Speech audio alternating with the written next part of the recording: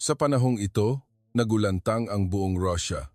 Ang mga miyembro ng pamilya ng mga sundalong namatay na naninirahan sa ibang bansa ay mawawalan ng lahat ng suporta ng Estado. Nag-anunsyo ang gobyerno ng Russia ng mga sukdulang kanang panukala, ngunit kabaligtaran ang naging epekto nito. Ang pagtakas ng mga balo ng digmaan sa Pilipinas ay hindi huminto. Isang nakakagulat na 5 minutong panayam sa isang balong Ruso ang nagpabago sa lahat. Sa loob ng 387 araw, wala akong anumang motibasyon, ngunit sa Pilipinas, ano ang natatanggap nila sa Pilipinas para iwanan ang lahat? Ipapakita namin ngayon.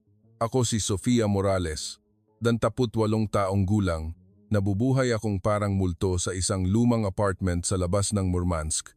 Ngayon ang eksaktong 387 araw mula nang bumagsak ang aking asawang si Alejandro sa frontline sa Timog. Oo, binibilang ko iyon araw-araw. Alam kong nababaliw na ako, ngunit hindi ko mapigilan.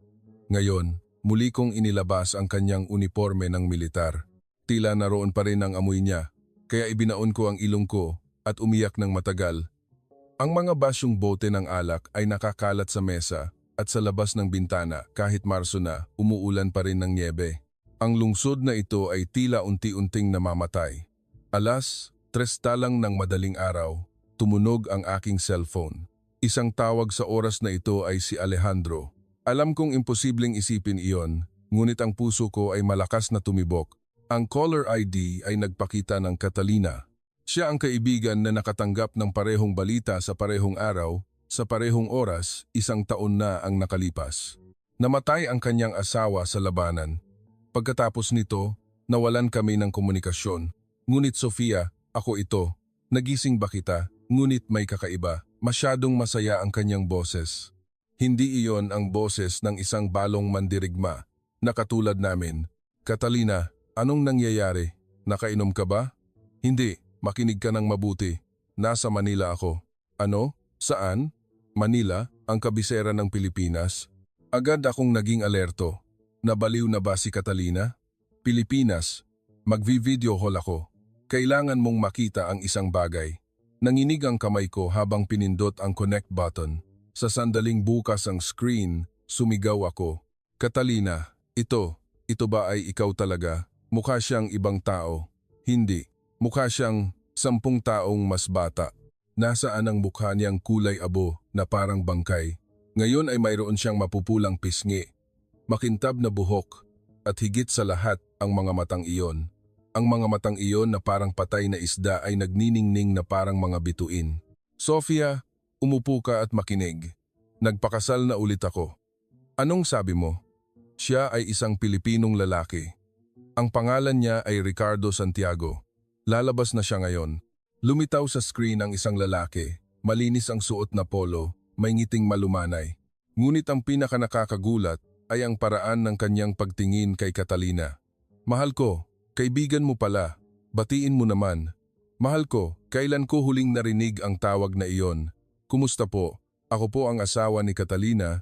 Magalang niya akong binati at marahang inakbayan si Catalina. Pagkatapos ay marahan niya itong hinalikan sa noo at bumulong, kukunin ko ang kotse. Anong gusto mong inumin? Gatas ng niyog. Salamat. Bakit ang ordinaryong pag-uusap na ito ay lubhang nakakagulat sa akin? Oo, dahil wala kaming ganoong buhay na pang-araw-araw. Nababaliw ka na ba, Catalina? Talagang nababaliw. Halos 1 taon pa lang patay si Alejandro. Sofia. Sumeryoso ang ekspresyon ni Catalina. Mahal ko rin si Alejandro at hindi ko pa rin siya nakakalimutan. Ngunit nilapit niya ang screen. Sa nakalipas na 6 na buwan, hindi ako uminom ng kahit isang gamot, walang pampatulog, walang antidepressant. Inaabangan kong gumising tuwing umaga. Alam mo ba kung gaano iyan ka-miracle? Natahimik ako. Naalala ko ang mga boteng gamot na punong-puno sa aking mga drawer. Paano? Paano iyon posible? Iba ang mga lalaking Pilipino, lubos na kakaiba. Sinasabi sa akin ni Ricardo, mahal kita tuwing umaga. Kapag umuwi siya mula sa trabaho, sinasabi niya, na-miss kita. Naghuhugas kami ng pinggan at nagluluto ng magkasama. At higit sa lahat, may luha sa mata si Catalina. Nakikita niya ako bilang isang babae, hindi bilang isang balong mandirigma. bilang isang kaibig-ibig na babae, hindi bilang isang kawawang biktima. Dinala ni G. Santiago ang mga inumin. Sa tray, hindi lang gatas ang naroon, kundi pati na rin ang magandang hiwang prutas. Mabababa siguro ang asukal mo, kumain ka ng marami. Hinaplos niya ang ulo ni Catalina at umalis ulit. Nakita mo? Ito ay araw-araw.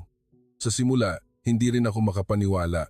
Akala ko ay pagganap lang, ngunit pagkatapos ng 6 na buwan, hindi ito nagbago. Sa kabaligtaran, lalo siyang naging mapagmahal. Gayunpaman ay masyadong mabilis. Patay ang mga asawa natin. Matigas na sabi ni Sofia, Alejandro, at ang aking Alejandro ay namatay. Ano ang gugustuhin nila sa atin? Ang mabuhay na umiiyak sa tabi ng kanilang libingan habang buhay o muling maging masaya? Hindi ako makasagot. Paano ka nabubuhay ngayon? Ilang oras ka umiiyak sa isang araw? Ilang gamot ang iniinom mo? Kailan ka huling tumawa? Ang lahat ng tanong ay bumaon na parang mga balaraw. Sofia, halika sa Pilipinas. Bumisita ka lang. Dito, walang gyera. Ang kamatayan ay hindi pang araw-araw na pangyayari. Ang mga tao ay nagpaplano ng kinabukasan, nagmamahal at tumatawa. Ngunit paano? Tutulungan kita. Bumili ka ng tiket at pumunta. Maaari ka lang manatili ng 2 linggo. Pakisuyo, Sofia, ikaw din ay maaaring mabuhay muli. Napakaganda ni Catalina sa screen. Iyon ang mukha ng isang taong buhay. Pag-iisipan ko, hindi, magdesisyon ka na ngayon. Bukas, at sa makalawa, ay ganito pa rin ang buhay mo. Hanggang kailan? Hanggang sa mamatay ka. Ang huling pangungusap na iyon ay nagpagalit sa akin. Iyan ang buhay ko. Ako ang pumili niyan. Huwag kang magsinungaling. Hindi ikaw ang pumili. Buhay ka lang dahil takot kang mamatay. Lumabas ang luha ko. Totoo iyon, hindi ako nabubuhay. Patawad. Masyado akong matigas, tama ba? Ngunit Sofia, hindi ko na kayang makita kang nabubuhay ng ganyan. 38 lang tayo. Kailangan nating mabuhay ng 40 taon pa. Matapos ibaba ang telepono, umiyak ako ng matagal. Pagkatapos ay tiningnan ko ang sarili ko sa salamin. Isang nangayayat na mukha, isang katawan na parang panakot sa ibon. Ito ba ay isang tao? Kinuha ko ang litrato ni Alejandro. Mahal ko, ano ang dapat kong gawin? Talaga bang tama na mabuhay ng ganito? Walang sagot. Sa halip, naalala ko ang huling mensahe na ipinadala sa akin ni Catalina. Pumunta ka sa Ninoy Aquino International Airport. Ang eroplano ay aalis sa Marso 20 ng 2 ng hapon. Susunduin kita. Pakisuyo, Sofia, ikaw din ay maaaring mabuhay muli. Alas 5 ng umaga, binuksan ko ang website ng airline. Nanginig ang aking mga daliri, ngunit pinindot ko ang button ng pagbabayad. Sa kauna-unahang pagkakataon sa loob ng 387 araw, naramdaman kong magiging iba ang bukas. Pagkatapos kong i-book ang tiket, bigla akong dinagsa ng lahat ng alaala. Mula ng araw na iyon, 1 taon na ang nakalipas, nang magsimula ang lahat. Noong Pebrero 24, 2022, alas 5 ng umaga, nagising ako bigla dahil sa mga urgent na balita sa telebisyon. Inanunsyo ni Pangulong Putin ang pagsisimula ng isang espesyal na operasyong militar sa Ukraine. Nakabangon na si Alejandro, suot ang kanyang uniforme ng militar at inihahanda ang kanyang backpack.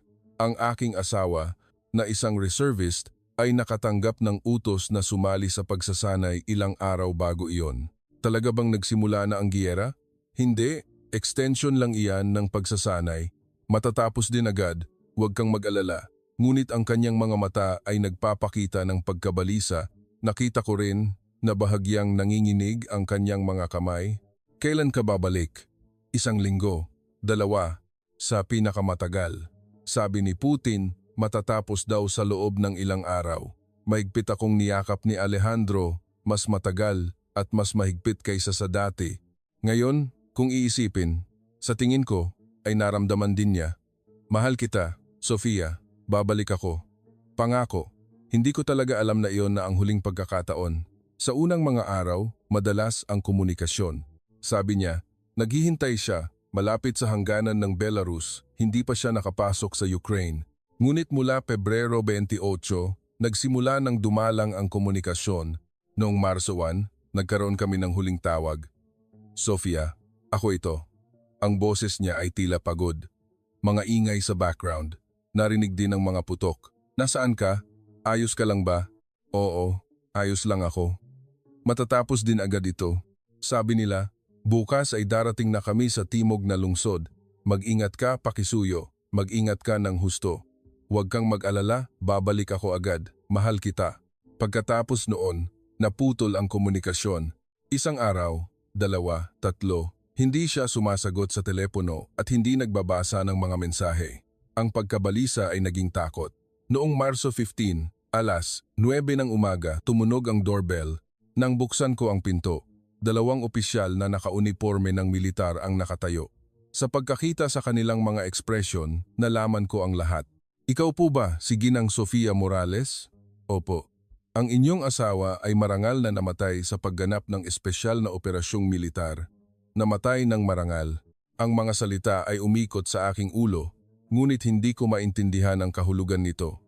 Nasaan ang katawan? Nagtinginan ang mga opisyal. Kasalukuyan itong combat zone at mahirap ang pagkuha. Kapag naging stable ang sitwasyon, matapos silang umalis, bumagsak ako sa sahig.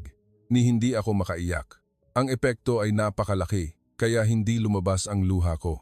Kinabukasan, si Catalina, na nakatira sa parehong apartment complex, ay dumalaw sa akin.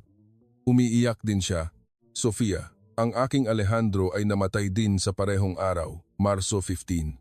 Ang aming mga asawa ay namatay sa parehong unit sa parehong araw.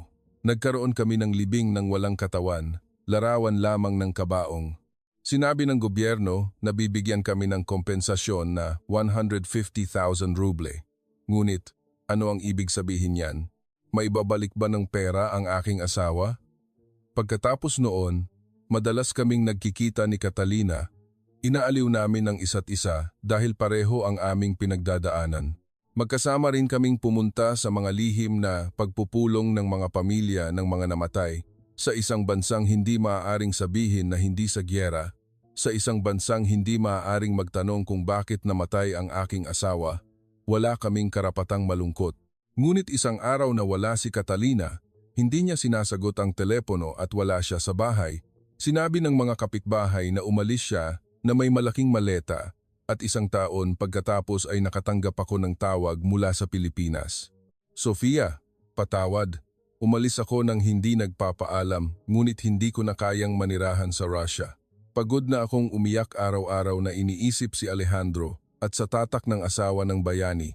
Sinabi ni Catalina na nakatakas siya sa pamamagitan ng isang pinsan na nakatira sa Pilipinas at doon siya nakahanap ng bagong buhay. Ikaw din ay maaaring pumunta. Iba dito, walang giyera, walang kamatayan at walang tumatawag sa amin na mga asawa ng bayani. Maaari ka lang mamuhay ng normal na buhay.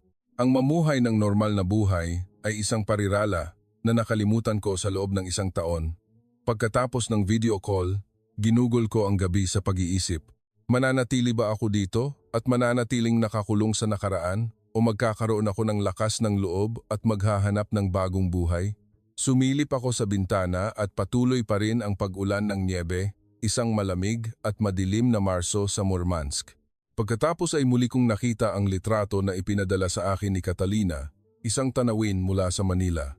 Masayang naglalakad si Catalina kasama si Ricardo sa isang kalye na puno ng mga puno ng apoy.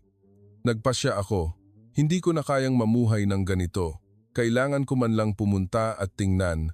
Isang linggo pagkatapos, bumili ako ng tiket ng eroplano papuntang Manila. Kahit nakabili na ako ng tiket, nag-alinlangan pa rin ako. Tama ba talaga ang ginagawa ko? Ano kaya ang iisipin ni Alejandro sa desisyong ito? Noong gabi bago ang pag-alis, tinawagan ko ang aking ina. Ma, pupunta ako para maglakbay para makita ang isang kaibigan. Saan? Gaano katagal? Medyo malayo. Mga 2 linggo. Hindi ko masabi sa kanya ang detalye. Alam ko ang sasabihin ng aking ina kung sasabihin kong pupunta ako sa Pilipinas, lalo na kung sasabihin kong pupunta ako para makita si Catalina. Ang anibersaryo ng pagkamatay ni Alejandro ay malapit na. Alam ko, gagawin ko iyan kapag bumalik ako. Sa taxi papunta sa airport, patuloy kong tinitingnan ang cellphone ko baka may pumigil sa akin. Kung malaman nila na ang asawa ng isang namatay ay pupunta sa ibang bansa at sa Pilipinas pa. ngunit walang nangyari. Nag-check-in ako sa Murmansk Airport, dumaan sa security check at sumakay sa eroplano, 9 na oras na flight. Ang upuan sa tabi ko ay bakante. Sa bintana nakikita ang walang katapusang niebe ng Siberia. Naluha ako sa pag-iisip na baka si Alejandro ay nakalibing sa isang lugar doon sa ibaba. Ayos lang po ba kayo? Tanong ng flight attendant sa Ingles. Siya ay isang Pilipinang flight attendant. Binigyan niya ako ng tubig na may mukhang nag-aalala. Ayos lang po ako. Salamat, sagot ko sa simpleng Ingles. Ngunit ngumiti siya na may pag-unawa. Iyon ay isang mainit na ngiti. Pagdating ko sa Ninoy Aquino International Airport, ang una kong napansin ay ang liwanag. Ang buong airport ay maliwanag at ang mga mukha ng mga empleyado ay masayahin din. Lubos itong iba sa madilim na kapaligiran ng Murmansk Airport. Kinabahan ako sa harap ng immigration counter. Paano kung may problema? Magandang araw po. Ano po ang layunin ng inyong biyahe? Tanong ng immigration officer sa Filipino. Siya ay isang kabataang babae na may malumanay na ngiti. Bibisitahin ko po ang isang kaibigan. Gaano po kayo katagal planong manatili? 2 linggo. Masiyahan po kayo sa inyong paglagi. Welcome to the Philippines. Siniyahan niya ang aking pasaporte at ibinalik sa akin. Napakasimple. Lubos itong naiiba sa trato sa mga dayuhan sa Russia. Paglabas ko ng pinto, kinakawayan ako ni Catalina. Sa tabi niya ay si Ricardo. Sofia, tumakbo si Catalina at mahigpit akong niyakap. Iyon ang aming muling pagkikita pagkatapos ng 1 taon. Naramdaman ko ang kanyang init. Ang pakiramdam ng pagiging buhay ay isang pakiramdam na nakalimutan ko. Maligayang pagdating. Buti at dumating ka. Magalang din akong binati ni Ricardo. Sinabi niya, maligayang pagdating. Sa simpleng Filipino, tila tinuruan siya ni Catalina. Habang papalabas kami ng airport, napansin ko ang isang kakaibang bagay. Natural na tinatanggap ni Catalina na buhatin ni Ricardo ang kanyang mga maleta. Hindi gagawin iyan ng mga lalaking Ruso. Gutom ka ba? Anong gusto mong kainin? Tanong ni Catalina sa kotse. Kahit ano, ayos lang. Gusto mo bang subukan ang pagkaing Pilipino? Mayroon kaming adobo. Sa simula, medyo maanghang, ngunit masarap. Habang nagmamaneho kami sa kalsada patungo sa Manila, sumilip ako sa bintana. Kahit Marso na, nakikita ang mga berdeng puno. Sa Russia, taglamig pa rin, ngunit dito ay nagsisimula na ang tagsibol. Dumating kami sa isang kainan, isang maliit na karinderya sa kapitbahayan at pagpasok namin ay masaya kaming sinalubong ng may-ari. Ay, ang sarap namang makita kayo. Kaibigan mo ba? Oo, kaibigan ko si Sofia mula Russia. Ay, ang layo ng pinanggalingan. Kailangan mong kumain ng marami. Dinala ng may-ari ang maraming pampagana bago pa kami umorder. Sibuyas, sili, bawang, maraming bagay na hindi ko pa nakita. Libre po ba ang lahat ng ito? Tanong ko na nagtataka at tumawa si Catalina. Ganyan sa Pilipinas. Ang mga pampagana ay basic at kung kulang ka, maaari kang humingi pa. Dumating ang adobo. Dahan-dahan itong niluto at umuusok. Ang amoy ay isang bagay na hindi ko pa nalalanghap dati. Sige, tikman mo. Dahan-dahan. Kumuha ako ng piraso at tinikman. Maasim. Talagang maasim, ngunit kakaiba. Gusto ko pang kumain. Naanghangan ka, uminom ka ng tubig. Mabilis na binigyan ako ni Ricardo ng tubig at sinabihan niya si Catalina na isinalin naman. Sabi niya, sa isang kumakain ng adobo sa unang pagkakataon ay napakaanghang daw. Tanong niya kung gusto mong palitan ng iba. Hindi, ayos lang. Masarap, talagang masarap, maasim. Ngunit naramdaman ko ang isang mainit at nakakaginhawang init sa loob ko na parang may naglalabas. 1 taon na rin akong hindi nakakakain ng mainit at tamang pagkain. Ate, 1 plato pa po. Humingi pa si Catalina, kumain ka ng marami. Kailangan mong tumaba. Napakapayat mo. Lumapit ang may-ari at tinapik ang aking balikat. Ay, gaano ka siguro nagdusa? Kumain ka ng marami, sa aming pagkain, makakabawi ka. 1 taong hindi ko pa nakita ay tinatrato ako ng napakainit na halos maiyak ako. Nang matapos kaming kumain at magbabayad na sana kami, inilabas ni Ricardo ang kanyang pitaka. Sinubukan siyang pigilan ni Catalina, ngunit ngumiti si Ricardo at sinabi, Isinalin sa akin ni Catalina. Sabi niya, natural lang daw na siya ang magbayad dahil bisita ako. Sa Pilipinas, mahalaga na maayos ang pagtrato sa mga bisita. Paglabas namin, mainit ang araw.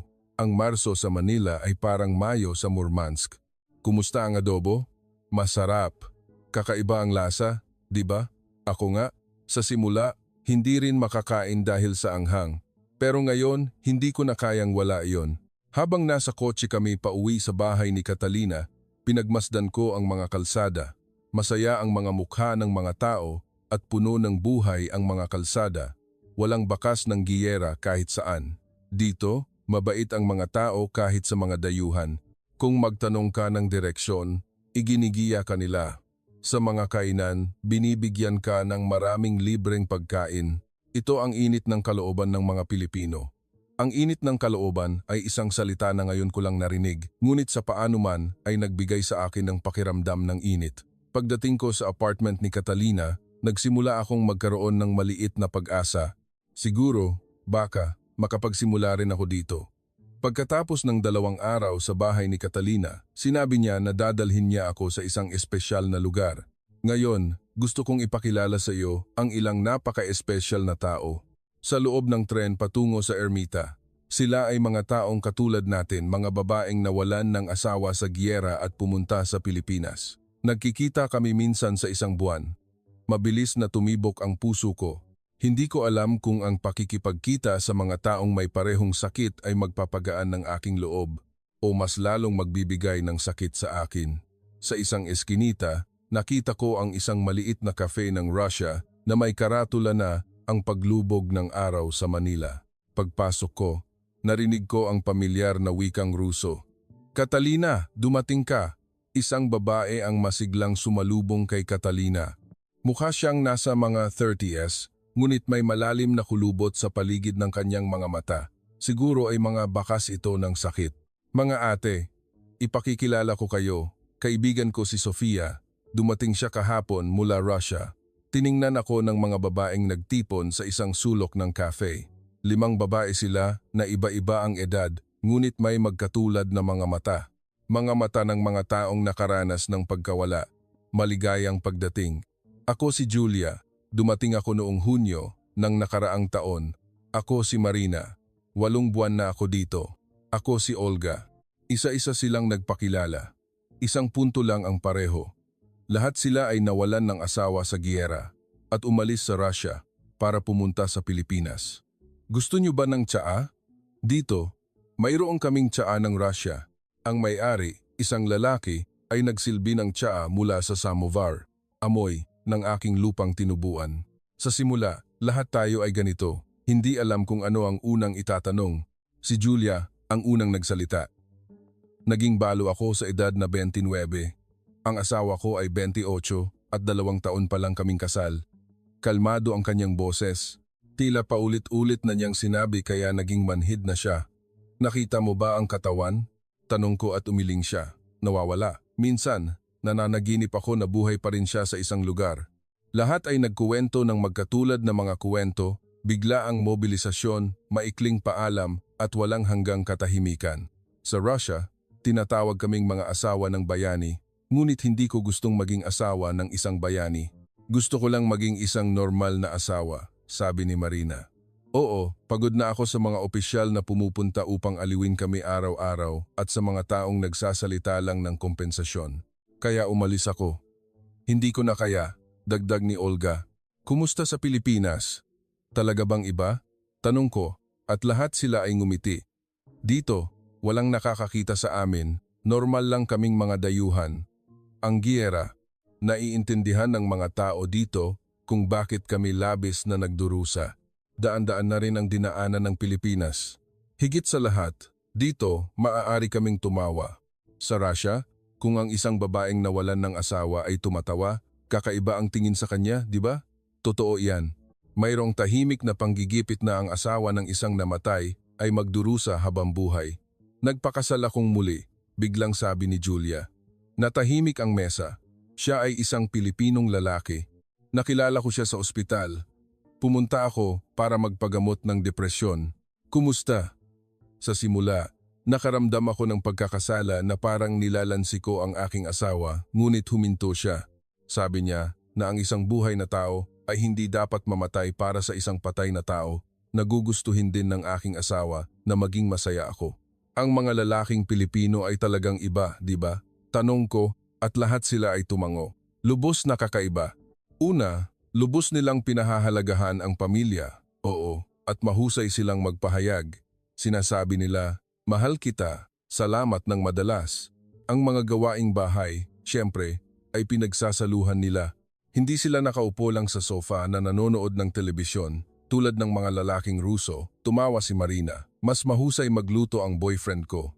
Araw-araw, naghahanda siya ng baon para sa akin at sinasabi niyang naiinggit ang kanyang mga kasamahan sa trabaho. Higit sa lahat, naiintindihan nila ang ating sakit. Hindi nila tayo pinipilit, naghihintay sila, dagdag ni Olga. At pagkatapos ay ang init ng kalooban ng mga Pilipino. Sa simula, nahirapan akong intindihin yan, nagsimulang ipaliwanag ni Catalina. Paano ipapaliwanag ang init ng kalooban? Ito ay simpleng mainit na damdamin sa pagitan ng mga tao. Ang pagtrato sa isang tao bilang pamilya kahit hindi kanila kaano-ano. Oh, ang nanay ng boyfriend ko, sa unang beses na nakilala ko siya, niyakap niya ako at sinabi, gaano ka siguro nagdusa? At umiyak ako. Lahat ay tumango na parang may magkatulad na karanasan. Sa simula, hindi ako makakain ng adobo, ngunit ngayon, gustong-gusto ko na. Oo, hindi ako makakabuhay nang walang masarap na adobo.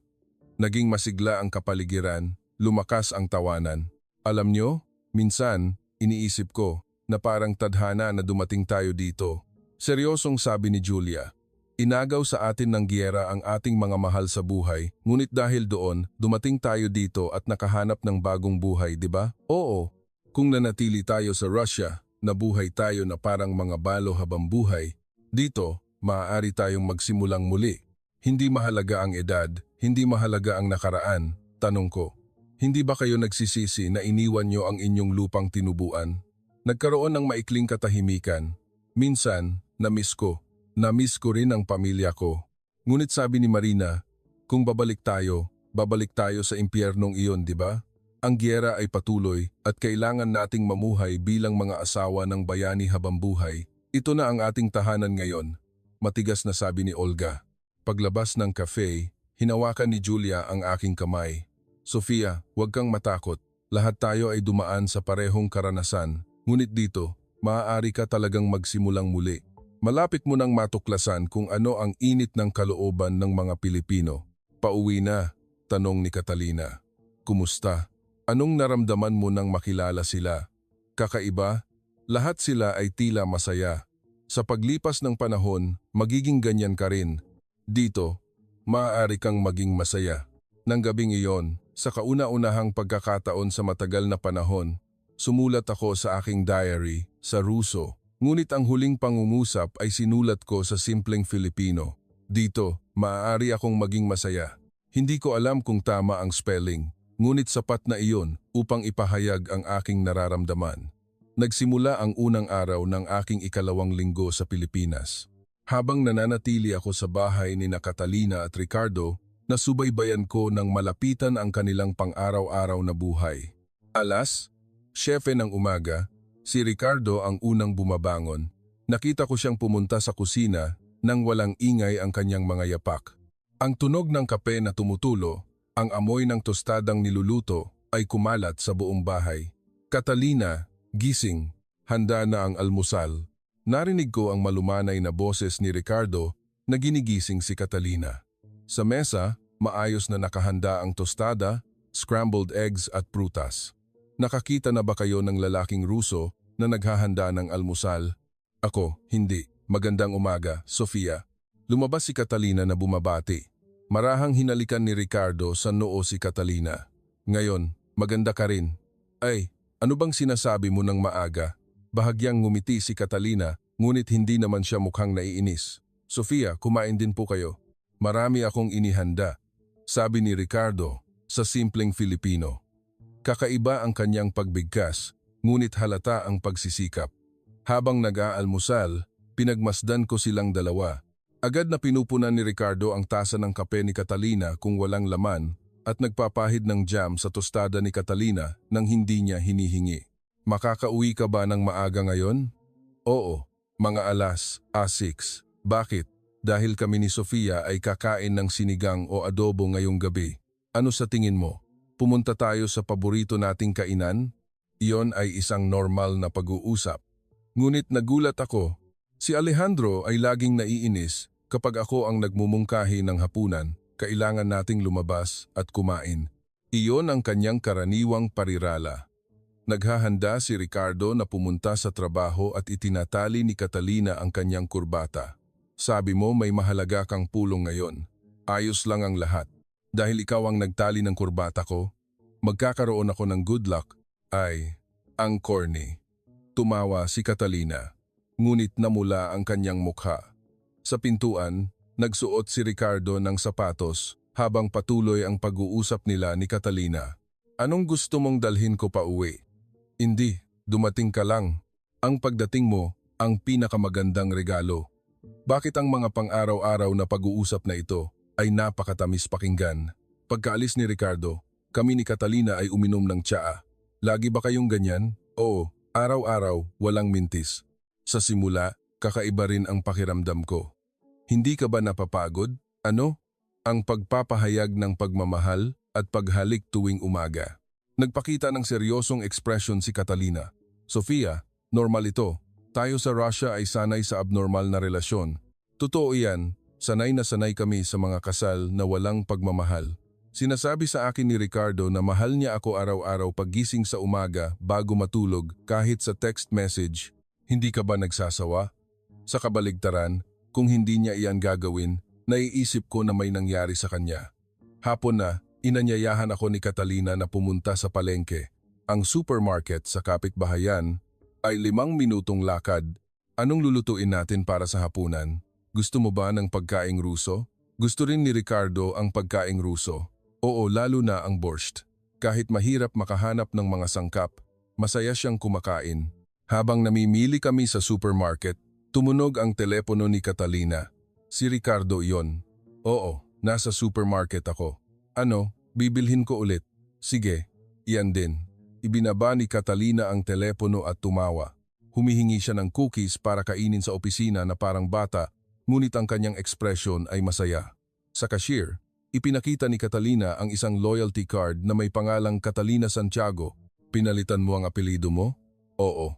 Sa Pilipinas, maaari mong gamitin ang apelido ng asawa mo kapag nagpakasal. Hindi obligasyon, pero gusto kong palitan. Bagong simula. Oo, Catalina Santiago. Gusto ko, pagbalik sa bahay, nagsimula kaming maghanda ng hapunan. Habang niluluto ni Catalina ang borscht, ako naman ang naghahanda ng salad.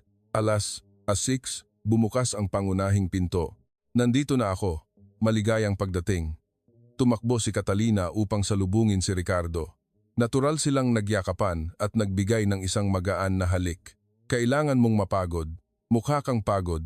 Ayos lang ako. Pagdating ko sa bahay, nawawala lahat. Nagpalit si Ricardo ng suit at natural na lumabas sa kusina. May maitutulong ba ako? Umupo ka at magpahinga. Malapit na itong matapos. Kung gayon, ako ang maghahanda ng mesa. Nakakita na ba kayo ng lalaking Ruso na naghahanda ng mesa? Ako ay sa unang pagkakataon. Habang naghahapunan, ikinuwento ni Ricardo ang nangyari sa araw na iyon. Matiyagang nakinig si Catalina at minsan ay nagbibigay ng payo. Ang kliyenteng iyon ay humihingi ng napakasobra, di ba? Oo, kaya nagkasundo kami ng bagong pulong bukas. Ano sa tingin mo? Ang paraan ng kanilang pag-interes sa trabaho ng bawat isa at pagtalakay ay kahanga-hanga, hindi kailanman nag-uusap si Alejandro tungkol sa kanyang trabaho sa bahay. Pagkatapos ng hapunan, sinabi ni Ricardo na siya ang maghuhugas ng pinggan. Hindi, ako na lang. Ikaw ang nagluto, Catalina. Kung gayon, sabay nating gawin. Naramdaman ko ang katuwaan nang makita silang dalawa na nakatayo at naghuhugas ng pinggan. Ang isa ay naghuhugas at ang isa naman ay nagpupunas. Nagbibiruan paminsan-minsan. Hoy, nabasahan mo ako. Patawad, patawad.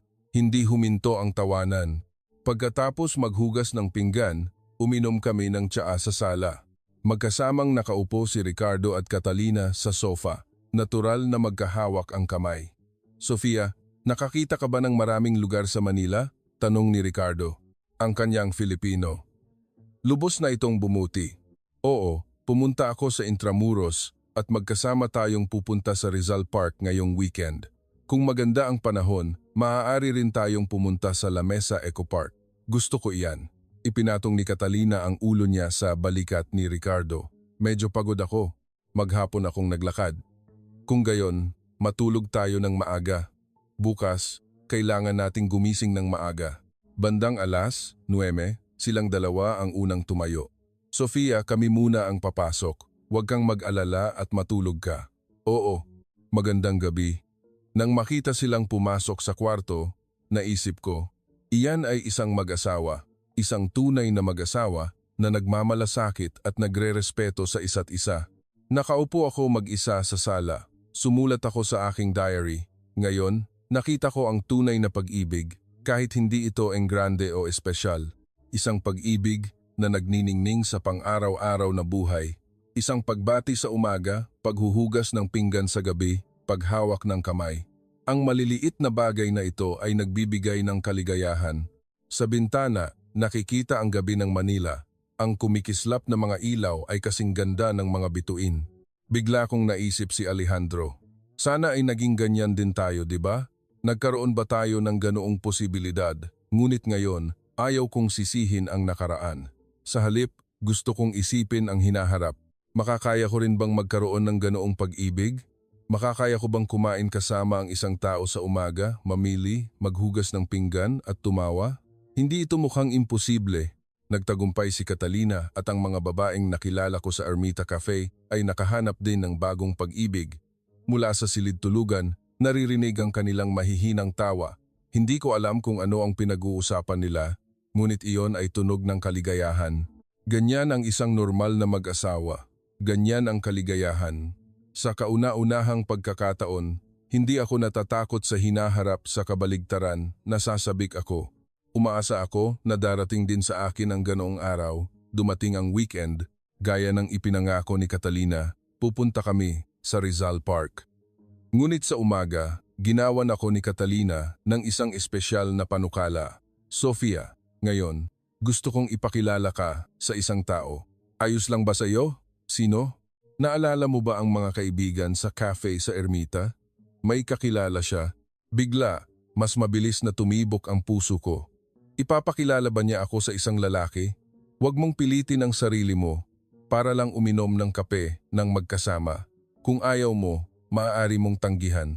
Suportado rin ni Ricardo. Siya ay isang mabuting tao. Siya ang direktor ng isang kumpanya na kasosyo ng aming kumpanya. Siya ay masipag at mainit ang kalooban. Inisip ko, ngunit nagpasya akong makipagkita sa kanya. Dahil kasama sina Catalina at Ricardo, hindi ako masyadong maiilang. Ang pangalan niya ay Miguel Santos, 45 taong gulang at nagpapatakbo ng isang medical consulting firm. Naghiwalay siya 3 taon na ang nakakaraan, walang anak. Nagkita kami sa harap ng monumento ni Rizal sa Rizal Park. Tinulungan ako ni Catalina na pumili ng damit. Huwag kang masyadong magpormal. Magsuot ka ng komportable.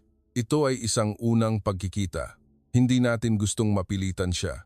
Pagdating namin, may isang lalaki na naghihintay sa amin. Naka-casual at malinis ang damit at may malumanay na ekspresyon. Kumusta? Ako si Miguel Santos. Nagkamayan kami. Nang magkamay kami, mainit ang kanyang kamay. Ako si Sofia Morales. Masaya akong makilala ka. Binati ko siya sa simpleng Filipino at ngumiti siya. Mahusay kang mag-Filipino. Ikinalulungkot kung hindi ako marunong mag-Ruso. Hindi, ako ang dapat matuto pa. Habang naglalakad kami sa parke, nagkaroon kami ng magaan na pag-uusap. Tinulungan ako ni Catalina sa pagsasalin. Ito ba ang una mong beses sa Pilipinas? Oo, mga 2 linggo na ako dito. Ano sa tingin mo? Nagustuhan mo ba? Oo. Napakainit ng kalooban ng mga tao. Iyon ay isang normal na pag-uusap, ngunit naramdaman ko ang kagaanan. Hindi ako pinipilit ni Miguel Santos. Nang makarating kami sa isang bahagi na may tanawin ng Manila Bay, Pinagmasdan namin ang lungsod ng Manila. Maganda ang panahon, kaya kitang-kita ang buong lungsod. Wow, ang laki talaga. Ang Metro Manila ay isang lungsod na may 13 milyong residente. Ito ay komplikado, ngunit puno ng init ng kalooban. Umupo kami sa isang cafe malapit sa Look. Ipinakita sa amin ni Miguel Santos ang menu at nagbigay ng mga rekomendasyon. Anong gusto niyong inumin dito? Sikat dito ang tsokolate. Ang tsokolate ay isang tradisyonal na inumin ng Pilipino, matamis at mainit.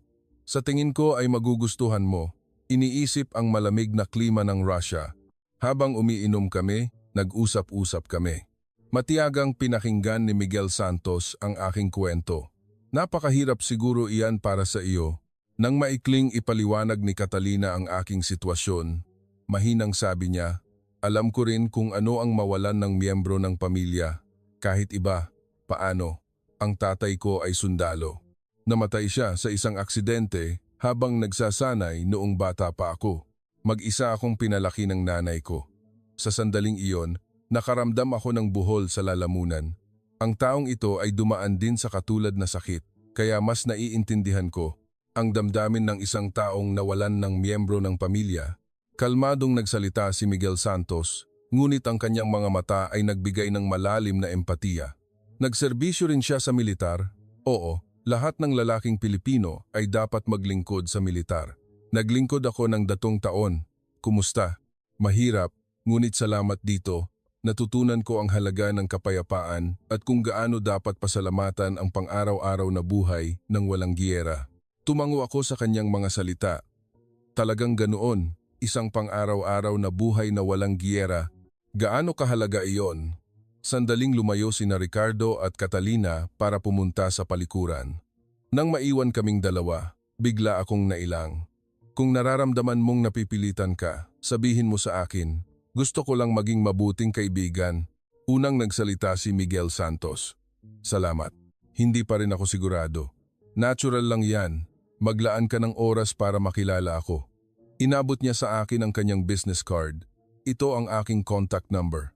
Kung kailangan mo ng tulong habang nakatira sa Pilipinas, huwag kang mag-atubiling tawagan ako bilang kaibigan. Nang tanggapin ko ang card, bahagyang dumampi ang kanyang kamay. Mainit iyon.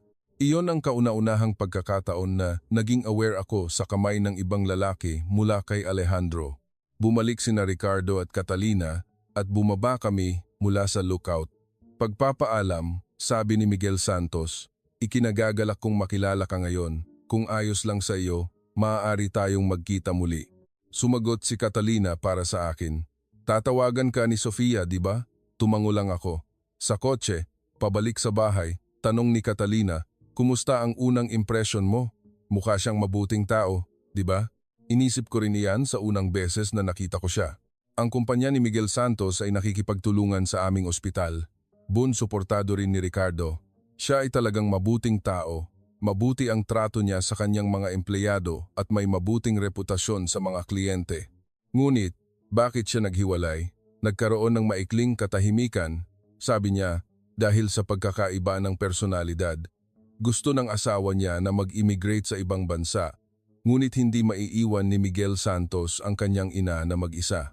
Siya ay mabuting anak. Magandang senyales din iyon. Nang gabing iyon, hawak ko ang business card at nag-alinlangan ng matagal.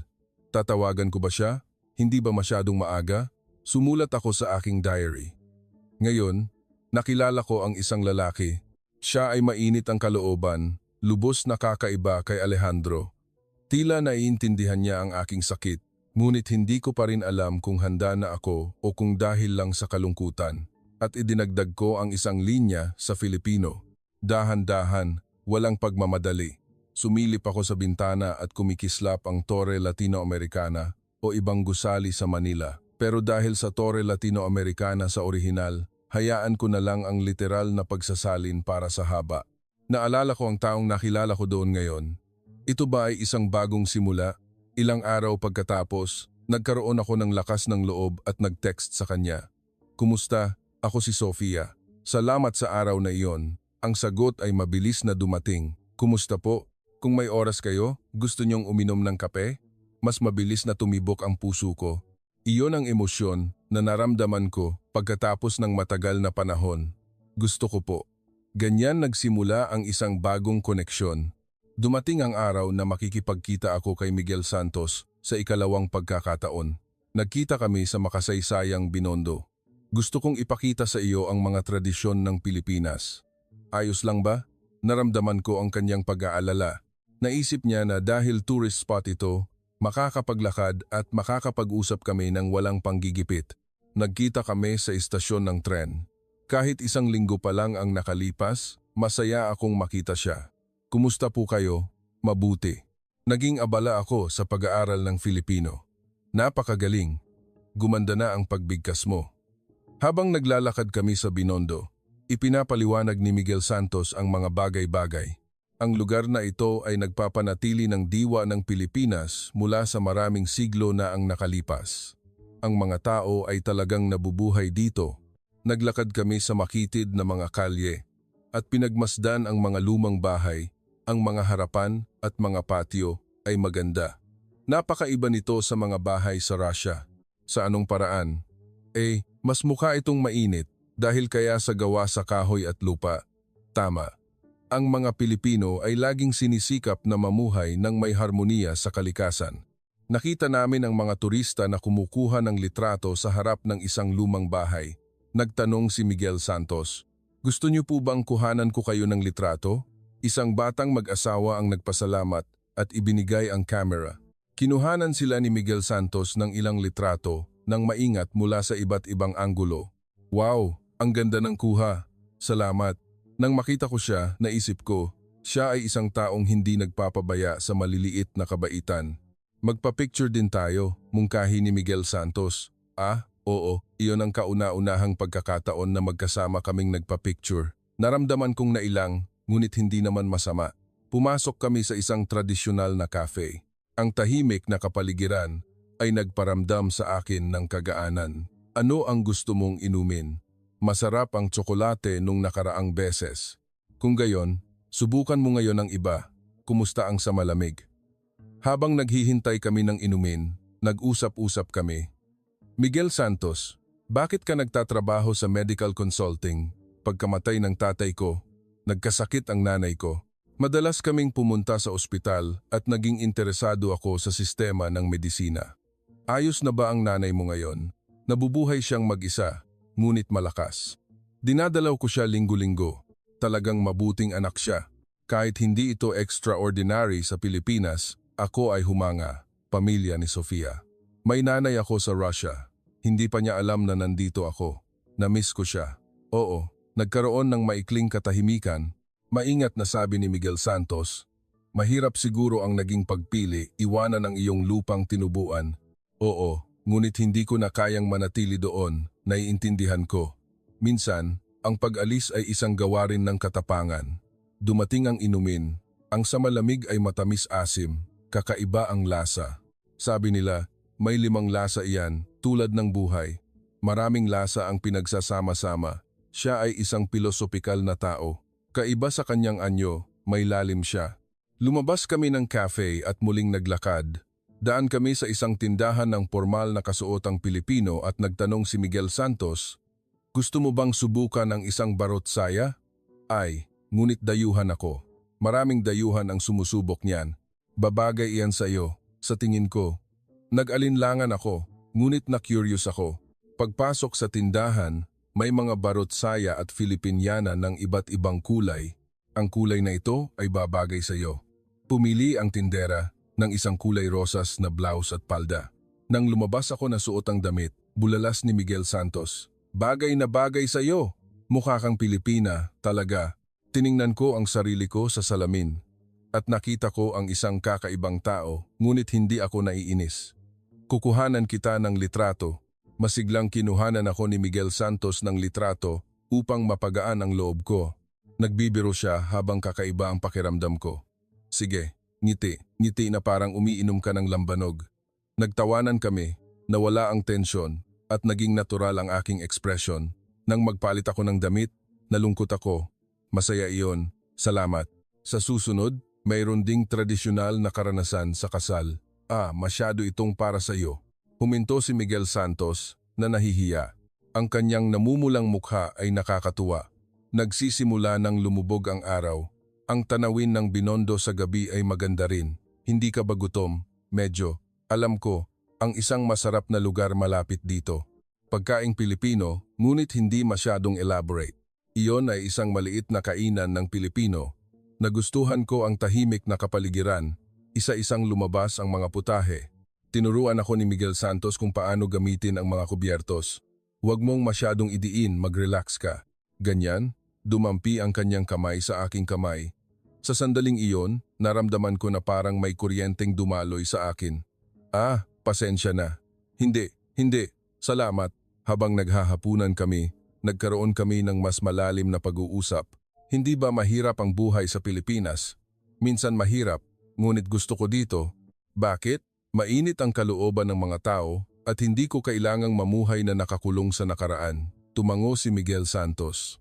Tama, ang nakaraan ay nakaraan lang. Ang mahalaga ay ang kasalukuyan. Tinapos namin ang hapunan at lumabas. Habang naglalakad kami patungo sa bus stop, sabi ni Miguel Santos, labis akong nasiyahan ngayon. Maaari ba tayong magkita muli? Oo, gusto ko po. Kung sa tingin mong masyado akong nagmamadali, sabihin mo sa akin. Gusto kong komportable ka, Sofia. Naramdaman ko ang kanyang sinseridad. Nagustuhan ko ang paraan ng kanyang pagpapahayag ng damdamin nang hindi ako pinipilit. Habang pauwi ako sa bahay sakay ng bus, naalala ko ang araw na ito. Ito ay isang komportable at kaaya-ayang oras. Pagdating sa bahay, naghihintay sa akin si Catalina. Kumusta? Nasiyahan ka ba? Oo, ayos lang. Si Miguel Santos ay talagang mabuting tao, di ba? Oo, mukha siyang mainit, ang kalooban. Nang gabing iyon, nagpadala sa akin si Miguel Santos ng mensahe. Salamat sa araw na ito. Pinadala ko ang mga litrato na suot mo ang barot saya. Talagang napakaganda mo. Magandang gabi. Nang makita ko ang mga litrato, nakangiti ako. Iyon ay isang tunay na ngiti na hindi ko nakita sa matagal na panahon. Sumulat ako sa aking diary. Ngayon, masaya ako. Hindi isang simpleng kagalakan, kundi isang kaligayahan na nagpapatahimik sa puso. Kapag kasama ko si Miguel Santos, ang sakit ng nakaraan ay tila unti-unting nawawala. Ito ba ang simula ng pag-ibig? Hindi ko pa rin alam, ngunit hindi ako natatakot. Sa kabaligtaran, nasasabik ako. Sumilip ako sa bintana at ang mga bituin ay nagniningning ng kakaiba. Natuklasan ko na sa Manila, mayroon ding mga araw na napakaganda ng mga bituin. Si Alejandro ay naging isa na rin sa mga bituing iyon. Kung ganoon, paano niya makikita ang aking kasalukuyang kalagayan? Siguradong matutuwa siya dahil muli akong ngumiti. Isang buwan na ang nakalipas mula nang dumating ako sa Pilipinas. Panahon na para seryosong pag-isipan ang hinaharap. Hindi ako maaaring manatili ng matagal sa isang tourist visa. Pinayuhan ako ni Catalina. Una, kailangan mong matutong mabuti ng Filipino. Bakit hindi ka mag-enroll sa Filipino Language Center ng UP Diliman? Ito ay isang institusyon ng pagtuturo ng Filipino na pinapatakbo ng gobyerno. Maraming dayuhan ang pumapasok. Kung makumpleto mo ang kurso, makakatulong iyan para mapahaba ang visa. Kaya nag-enroll ako sa UP Diliman, kumuha ng placement test at inassign ako sa klase ng mga nagsisimula. Sa unang araw ng klase, puno ang silid-aralan ng mga estudyante mula sa iba't ibang nasyonalidad, Vietnam, China, Mongolia, at nakakagulat na mayroon ding 2 Ruso pa. Kumusta? Ako si Gneng, Nelia Cruz. Ako ang inyong guro sa Filipino. Siya ay isang bata at masiglang guro. Sige, bakit hindi kayo magpakilala isa-isa? Nang dumating ang aking turno, sabi ko, ako si Sofia. Galing ako sa Russia. Gusto ko ang Pilipinas. Mahusay. Napakatumpak ng pagbigkas ni Sofia. Nasiyahan ako nang makatanggap ng papuri. Habang recess, kinausap ko ang mga babaeng Ruso. Galing ako sa Vladivostok. Ako ay nurse. Ako naman ay taga Moscow. Hindi pa ako nagtatrabaho. Naghahanap din ako ng trabaho. Gusto ko munang matuto ng Filipino. Nasiyahan ako nang makakilala ng mga taong may katulad na sitwasyon. Ang mga klase ay interesante. Hindi lang kami natututo ng gramatika, kundi pati na rin ng kultura ng Pilipino. Ngayon, pag-aaralan natin ang tungkol sa paggamit ng po at opo sa Pilipinas. Mahalaga ang edad at relasyon. Kahit sa Russia ay mayroon ding mga paraan ng paggalang, mas komplikado ang Filipino, ngunit ang mga bagay na ito ay nakatulong sa akin na maintindihan ang lipunang Pilipino. Sa oras ng tanghalian, kumain kami sa isang karinderya malapit sa eskwelahan kasama ang aking mga kaklase. Masarap ang sinigang. Bulalas ni Lee mula China. Mura at masarap. Ang pinakamaganda para sa mga estudyante. Sumang-ayon din si Luo mula Mongolia. Kakaiba ang magsalita ng Filipino kasama ang mga tao mula sa iba't ibang bansa. Nahihirapan kaming magsikap na magkaintindihan. Sa klase ng hapon, natuto kami ng isang awiting Pilipino. Ito ay isang pambatang kanta na tinatawag na Leron Leron Sinta. Madali lang, kaya sabayan niyo ako sa pagkanta. Pambata ito, ngunit masaya. Lahat ay kumanta ng may tawanan. Pagkatapos ng klase, nagpadala sa akin si Miguel Santos ng mensahe. Kumusta ang klase? Hindi ba mahirap? Masaya. Natuto din ako ng kanta. Anong kanta? Leron Leron Sinta. Ha ha ha. Kinanta ko rin iyan noong bata ako. Sa susunod, kantahan mo ako. Ang maliliit na pag-uusap na ito ay naging bahagi ng aking pang-araw-araw na buhay. Pagbalik sa bahay, ginawa ko ang aking takdang aralin. Iyon ay ang pagsulat ng diary. Ngayon, pumunta ako sa UP Diliman.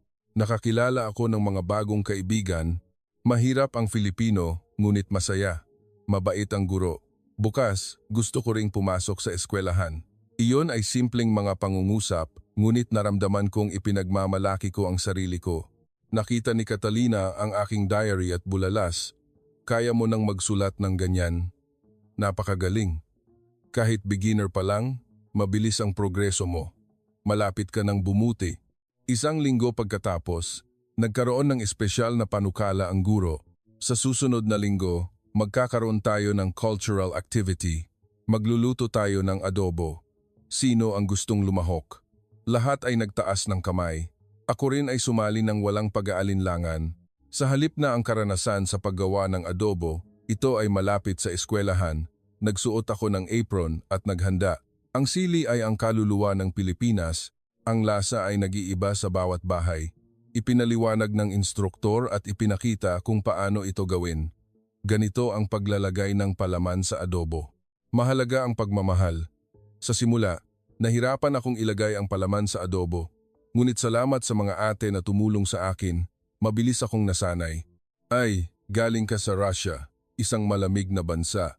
Ang pagkain ng adobo ay magpapainit sa katawan mo. Kumain ka ng marami. Muli, nakita ko ang init ng kalooban ng mga Pilipino. Naramdaman kong ipinagmamalaki ko ang aking sarili nang ilagay ko ang adobo na ginawa ko sa isang Tupperware. Dalhin niyo sa bahay at tikman. Ang pinakamagandang lasa ay pagkatapos ng isang linggo. Pagbalik sa bahay, ipinakita ko sa kanila ni Catalina at Ricardo. Ito ang adobo na ginawa ko, talaga. Sige, tikman natin. Tinikman ni Ricardo ang isang piraso at itinaas ang kanyang hinlalaki para sa isang beginner. Napakahusay mo. Masarap. Kahit na sobra ang papuri, nasiyahan ako. Nang gabing iyon, kinausap ko si Miguel Santos sa telepono. Masaya ba ang pagluluto ng adobo? Oo, mas madali kaysa sa akala ko. Sa susunod, tuturuan kitang maghanda ng sinigang gamit ang sarili mong adobo. Talaga? Nakakatuwa. Nagustuhan ko ang mga simpleng pag-uusap na ito. Ang pagbabahagi ng pang-araw-araw na buhay nang walang espesyal ay nagpapasaya sa akin. Isang buwan pagkatapos, nagkaroon ako ng maliit na pagsusulit sa UP Diliman. Iyon ang final exam ng beginner's course. Ang resulta ay pasado. Binati ako ng guro. Talagang nagsumikap si Sofia.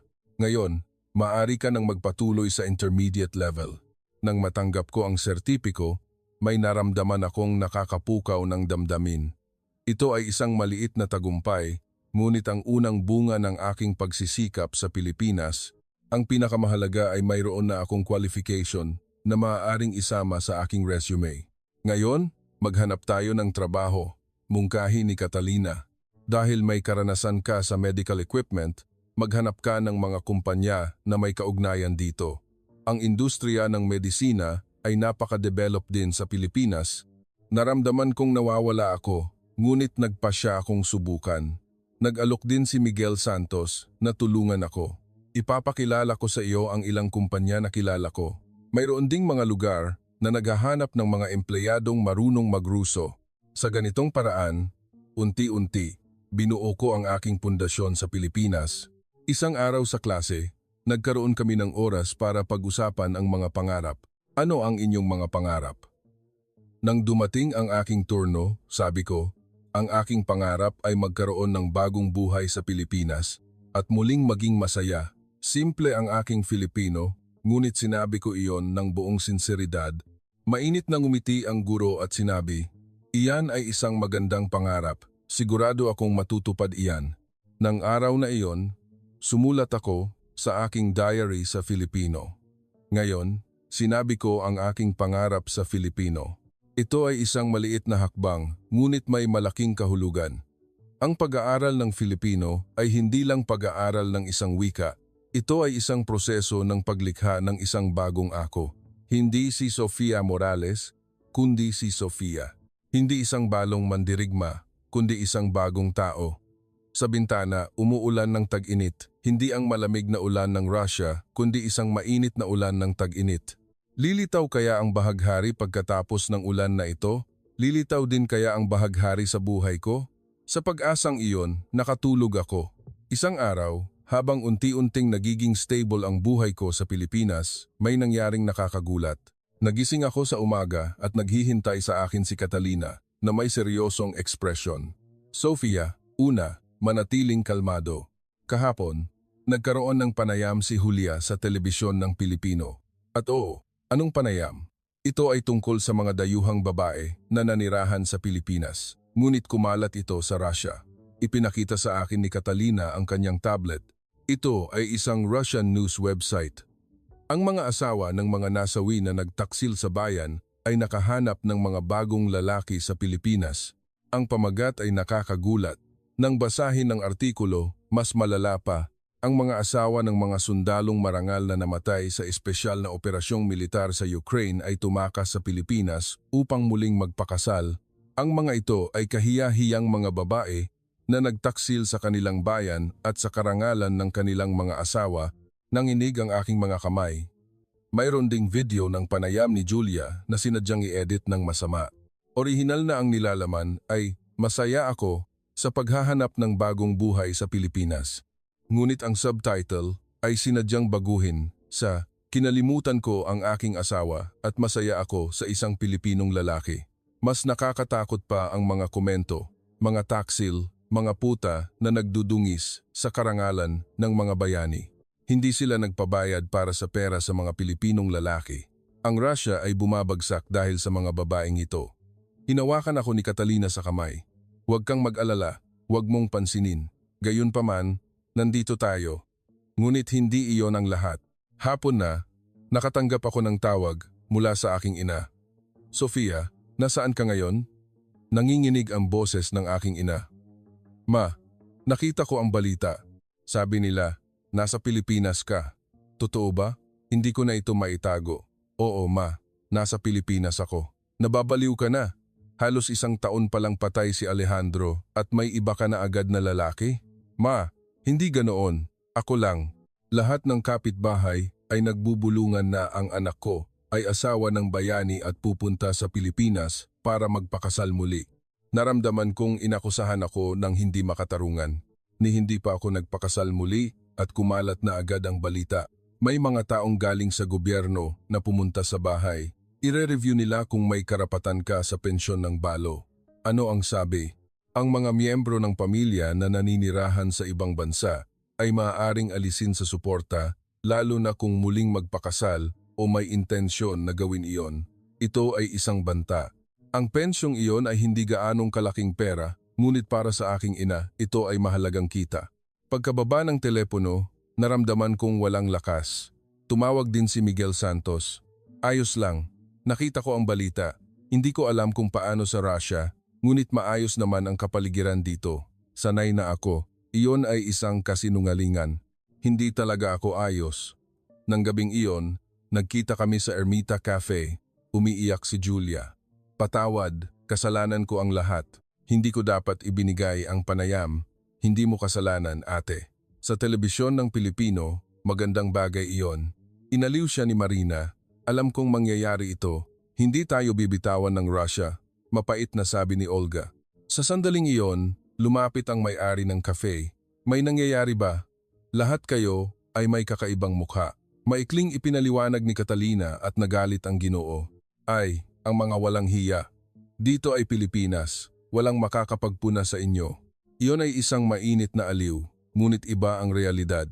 Ilang araw pagkatapos, may nangyari pang mas nakakagulat. Naglabas ang telebisyon ng Estado ng Russia ng isang espesyal na programa ng panayam. Ang tema ay, ang mga asawa ng mga nasawi na nagtaksil sa bayan. Lumabas ang mga panelista upang punahin kami. Dinungisan ng mga babaeng ito ang karangalan ng ating mga bayani. Hindi nila kinuha ang kompensasyon na ibinigay sa kanila ng Estado at tumakas sila. Hindi kaya may kasunduan sila sa gobyerno ng Pilipino? Lumabas pa nga ang mga teorya ng konspirasyon, ngunit ang pinakanakakagulat ay ang pahayag ng isang opisyal ng gobyerno. Muling isinasaalang-alang namin ang patakaran ng suporta sa mga miyembro ng pamilya na naninirahan sa ibang bansa, lalo na kung muling nagpakasal o may intensyon na gawin iyon. Maaari silang alisin sa suporta. Ito ay isang malinaw na banta. Kung hindi kami babalik sa Russia, puputulin nila ang lahat ng suporta. Nagalit si Catalina. Mga baliw. Ipinadala nila ang aming mga asawa sa giyera para mamatay at ngayon ay binabantaan kami. Ngunit wala kaming magawa. Tumawag si Miguel Santos na may nag-aalalang boses. Talaga bang ayos ka? Hindi ba masyadong mahirap sa iyo? Hindi, ayos lang ako talaga. Gayunpaman, inaasahan ko na ito. Gayunpaman, kung kailangan mo ng tulong, sabihin mo lang sa akin. Nagpasalamat ako na mayroon akong kasama sa ganitong sitwasyon. Nang gabing iyon, nagpasya ako, hindi na ako magpapa-impluensya sa mga banta ng Russia. Sumulat ako sa aking diary. Hindi ako gustong bitawan ng Russia, ngunit nagpasya na ako. Hindi ako mabubuhay na nakatali sa nakaraan. Hindi ko iniisip kung putulin nila ang pensyon ko o kung punahin nila ako. Ang buhay ko ay pinili ko. At sumulat ako ng sulat sa aking ina. Mama, patawad, ngunit gusto kong magsimula ng bagong buhay dito. Kung putulin nila ang pensyon, ako ang magpapadala sa iyo ng pera. Tiwala ako na balang araw ay maiintindihan mo ako. Nang ipadala ang sulat, naluha ako, ngunit hindi ako nagsisisi. Ilang araw pagkatapos, inilathala rin ng mga media ng Pilipino ang insidente. Rusya, pinipilit ang mga balo ng giyera na naninirahan sa Pilipinas, kontrobersiya sa paglabag sa karapatang pantao. Ang opinyon ng publiko ng Pilipino ay nasa panig namin. Ano ang masama kung ang mga babaeng nawalan ng asawa sa giyera ay maghanap ng bagong buhay? Ang banta ng gobyerno ng Russia ay isang malinaw na paglabag sa karapatang pantao. Nasiyahan ako nang makita ang mga komentong ito. Inanyayahan ako ni Miguel Santos na lumabas. Sa mga oras na ganito, hindi ka dapat mag-isa. Manatili ka sa akin. Ang kanyang yakap ay mainit. Ang katotohanan na niyakap niya ako nang walang anumang sinasabi ay isang malaking aliw. Salamat, Sofia. Wala kang ginawang mali. Ang maging masaya ay hindi krimen, di ba? Oo, ang maging masaya ay hindi krimen. Binabantaan kami ng Russia, ngunit nalampasan na namin ang isang punto kung saan hindi na kami makakabalik. Ngayon, ang Pilipinas ay talagang nagiging bansa ko. Ilang buwan na ang nakalipas mula ng banta ng Russia. Gaya ng inaasahan, sinuspinde ang pensyon ng balo. Ngunit nakapagsimula na ako ng bagong buhay. Tinanggap ako sa medical equipment team ng Central Hospital ng Manila. Kinilala ang aking kakayahang magsalita ng Ruso at ang aking karanasan sa medical equipment. Binabati kita, Sofia. Tiwala akong magagawa mo ng maayos. Nagdala si Miguel Santos ng isang palumpon ng bulaklak bilang pagbati. Salamat. Sa totoo lang, nag-aalala ako na hindi ako matatanggap. May talento ka. Bakit? Magtiwala ka. Sa unang araw ng trabaho, kinabahan ako, ngunit mainit akong sinalubong ng aking mga kasamahan. Galing ka sa Russia? Wow, ang galing, mahusay kang mag-Filipino. Gaano ka katagal nag-aral? Nahihirapan kami sa pagsasali ng Ruso. Naku, ang ginhawa. Mabait din ang team leader. Sa simula, maaaring mahirap mag-adjust, dahan-dahan ka lang, pamilyar sa akin ang trabaho. Katulad ito ng ginagawa ko sa Russia. Gayunpaman, iba ang kultura ng trabaho sa Pilipinas at marami akong kailangang matutunan. Mayroon tayong tinatawag na convivio. Nagtitipon tayo para maghapunan at magkakilala. Ipinaliwanag sa akin ni Jimena, isang kasamahan. Sa unang convivio, pumunta kami sa isang karinderya. Sofia, kaya mo bang uminom ng San Miguel? Mas mahina iyan kaysa sa vodka, di ba? Lahat ay tumawa. Sabi nila, malakas daw sa alak ang mga Ruso. Kung totoo yan, nag-iiba-iba sa bawat tao. Ako ay mahina. Maganda ang kapaligiran. Kaiba sa mga kumpanya ng Russia, walang mahigpit na hierarkiya. Nagbibiro at masayang tumatawa rin ang team leader. Sofia, hindi ba mahirap ang buhay sa Pilipinas? Sa simula, mahirap, ngunit ngayon ay ayos lang ako. Gusto ko ang Pilipinas. Ang pamilya mo ay nasa Russia? Oo, ang nanay ko. Namimiss niya ako. Nakakalungkot na hindi ka makakauwi sa iyong lupang tinubuan sa mga pista opisyal. Iyon ay mga salita ng mainit na aliw. Ang aking relasyon kay Miguel Santos ay lalo ring lumalim. Ngayong weekend, bibisitahin namin ang nanay ko. Nagulat ako sa kanyang biglaang panukala. Sa nanay mo? Oo, marami na akong naikwento kay Sofia. Gusto kanyang makilala. Kinabahan ako, ngunit nagkaroon ako ng lakas ng loob. Ang ina ni Miguel Santos ay isang mainit ang kalooban na babae. Maligayang pagdating. Narinig kong galing ka pa sa malayo. Kumusta po? Ako si Sofia Morales. Ay, gaano ka siguro nagdusa ng mag-isa sa ibang bansa? Hinawakan ng ina ang aking kamay at hinaplos ako. Halika't dumalaw ka ng madalas para hindi ka malungkot. Halos maiyak ako. Hindi ako naiintindihan ng sarili kong ina. Ngunit ang taong ito nakakatapos ko lang makilala ay tinatrato ako ng napakainit. Habang nag-aalmusal kami, tanong ng ina, hindi mo ba namimiss ang pagkaing Ruso? Minsan, namimiss ko ang borscht o ang pelmeni. Kung gayon, sa susunod, magluluto tayo ng magkasama. Gusto ko ring matuto. Siya ay talagang mabuting tao. Naintindihan ko kung bakit si Miguel Santos ay isang mainit ang kalooban na tao. Pauwi na, sabi ni Miguel Santos. Talagang gusto ka ng nanay ko. Sofia, gusto ko rin ang nanay mo. Napakainit niya, sabi ni Sofia. Huminto si Miguel Santos sa kotse at seryosong sinabi, gusto mo bang magpakasal sa akin? Biglaan ito, ngunit sa totoo lang ay iyon ang mga salita na inaasahan ko. Mayroon pa rin akong mga peklat, ngunit alam ko, hindi ako magmamadali, ngunit malinaw ang aking damdamin. Gusto kong gugulin ang natitirang bahagi ng aking buhay kasama si Sofia. Lumabas ang luha ko. Ako rin. Gusto ko ring makasama ka, Miguel Santos. Isinuot niya ang isang singsing sa aking kamay. Ngayon, ang Pilipinas ay talagang nagiging tahanan ko. Malapit na ang Pasko. Kaiba sa Russia, ang Pasko sa Pilipinas ay isang araw ng pagkakaisa ng pamilya. Sa kumpanya, nagkaroon din kami ng Christmas party. Sofia, kailan ang Pasko ng Russia? Ito ay sa Enero 7. Iba ito dahil Orthodox ako. Kung gayon, maaari tayong magdiwang ng 2 beses. Lahat ay bumati sa akin. Lahat ay natuwa nang malaman na engaged na ako. Wow, isang international wedding. Ang fiancé mo ay napakagwapo. Magkakaroon kayo ng magagandang sanggol. Nang matanggap ko ang mga pagbati na ito, naramdaman ko talaga na ako ay isang Pilipina bisperas ng Pasko. Kami ni Miguel Santos ay pumunta sa Manila Cathedral. Dito tayo nagkita, di ba? Oo, sa oras na iyon, hindi ko inakala na mangyayari ito. Wala kang pagsisisi? Sa kabaligtaran, nagpapasalamat ako. Habang nakikinig sa mga kampana ng katedral, nagdasal ako, Alejandro, ngayon, maaari na akong maging masaya. Tiwala ako, nagugustuhin mo rin na maging masaya ako at nagdasal din ako sa Filipino. Diyos, salamat sa bagong buhay na ito. Pagbalik sa bahay, sumulat ako sa aking diary. Ngayon, talagang naging bagong tao ako. Hindi si Svetlana, ang balong mandirigma, kundi si Sofia, ang masayang babae. Hindi ako nagsisisi na pinili ko ang Pilipinas sa halip na Russia Dahil ang mga tao at ang init ng kalooban na nakita ko dito ay nagligtas sa akin. Sa bintana, umuulan ng niyebe ng malakas, ngunit mainit ang aking puso. Ang init ng kalooban at pagmamahal ng Pilipinas ang nagpainit sa akin. Malapit na ang tagsibol at magpapakasal kami.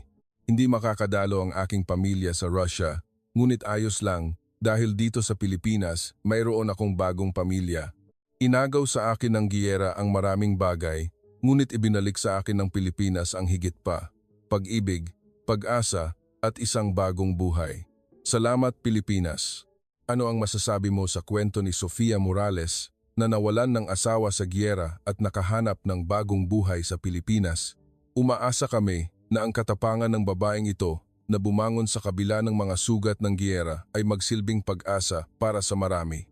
Higit sa lahat, ipinagmamalaki namin ang Pilipinas, isang bansa na tumanggap ng mga nasugatang kaluluwa sa mainit nitong pagtanggap. Pakisuyong ibahagi ang nakakaantig na kwentong ito upang marating ang mas maraming tao na umaasang ang mensahe ng pag-asa ay makarating sa lahat ng nagdurusa dahil sa giyera. Huwag kalimutang i-like at i-subscribe. Sa susunod, magdadala kami ng isa pang kwento na mas nakakaantig. Hanggang sa muli, ito ay isang kwento ng kahangahangang buhay